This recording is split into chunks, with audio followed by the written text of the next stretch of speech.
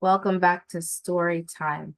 Let's talk about through time and space, traveling through time and space. And I'm talking about anxiety, that nervousness, the worry, because all of these things weigh on our heart. All of those emotions are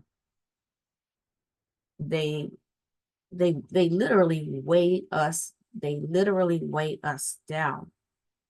So as people of Afro-Wakanu and Afro-Kite descent, the way we find our place of grounding, our rootedness is literally at the altar.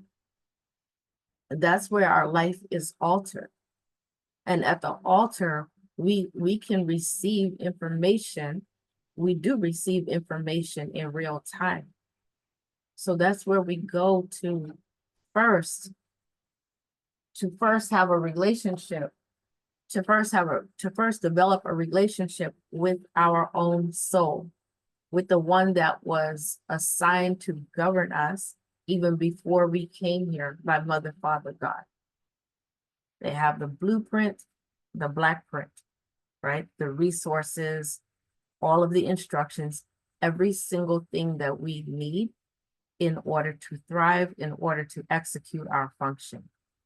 So I was just listening to a recording, and the person was saying, we this journey through life is an individual one. And yes, there's aspects of it that is individual, but this is not an individual journey. We're an individual cell in the great divine body of Mother, Father, God. We're an individual cell within the great body of Black or Afro-Wakanu and Afro-Kite humanity. And so just like our organs and our cells do not operate in isolation, we also are not to operate in isolation, but we live in a culture that promotes individualism. Our heart has no function outside of the body. Our brain has absolutely no function outside of the body.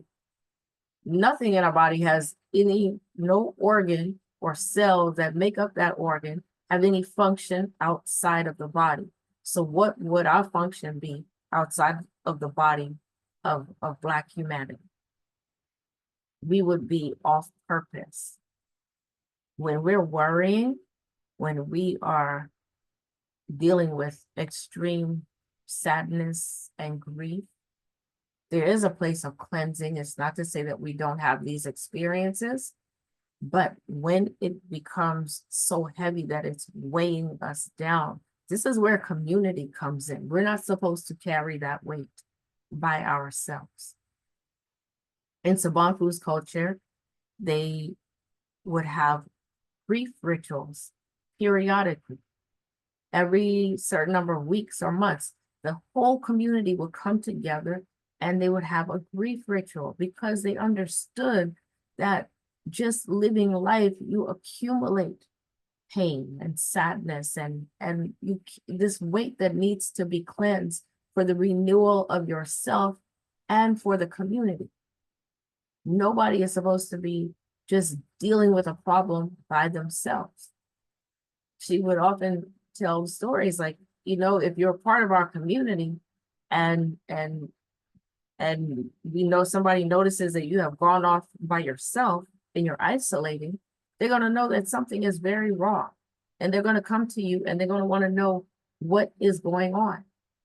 And if you don't want to talk, they're going to know, well, whatever it is, it's very serious. I have to immediately go and bring someone else to help you to talk.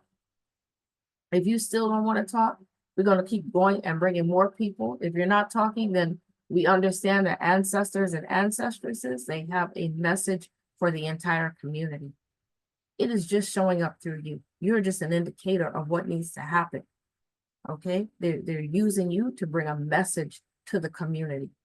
So none of us is supposed to operate alone and in isolation. But our hurt, our experiences and things like that has us withdrawing for the protection of ourselves, because we live in a very violent, emotionally violent society.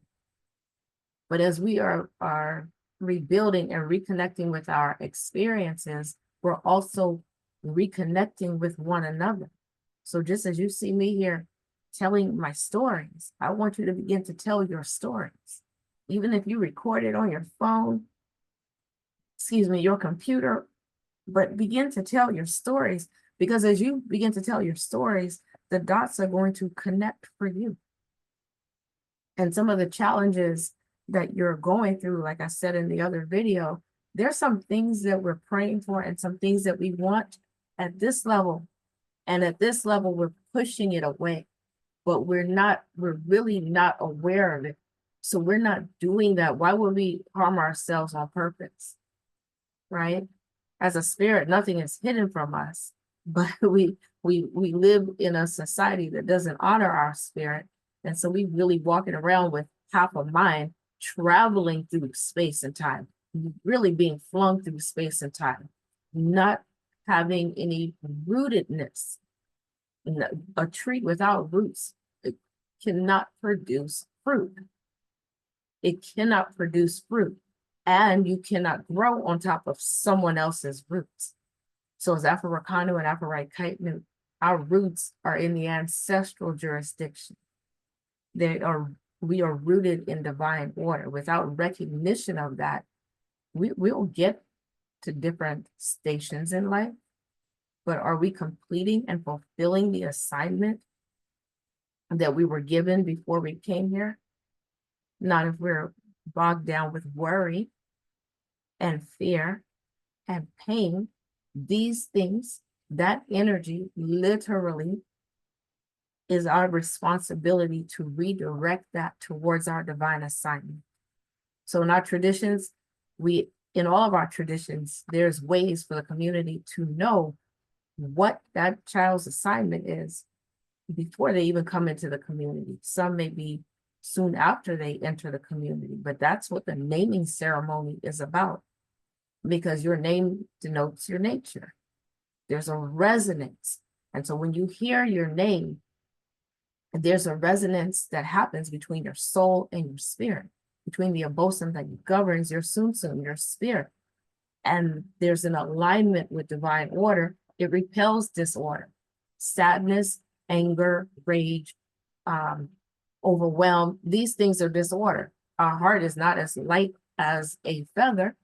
It is heavy, it's weighed down like a bag of stones, like a bag of rocks, right? So literally creating an altar in your home. And if you already have one, cleaning up the way you communicate. And what do I mean by that? I mean by that, because we're so intuitive and there are so many disordered spirits that would be pulling at us. It's a time to clean up the communication. So you create an altar for your abosom, for your own soul. And then you have an altar for your Nananom Insamanfo. That's your family, but those spiritually cultivated ones that lived an honorable life and was assigned to you by Mother, Father, God to guide you through this life. So as you go to the altars, you're not going to ask them anything because they know everything about us. You're going to hear. You're going there and to release as well. Because just you being there in their presence, just you pouring libation and calling their names, it's already realigning you with divine order. Just like I gave the story of the stones. And as I picked up each stone, a story of past pain came to me, but I wasn't heavy and weighed down with that pain. It was transformed. There was a compassion for me. So those of you who are struggling with those emotional swings, know that that's a disalignment from your own soul. But at the altar, you automatically come back into alignment. So going there and sitting there on a regular basis, paying attention to what thoughts, impressions, and things are coming to you is how you begin to pull your energy back. So now it can be redirected towards your divine assignment. Ashe.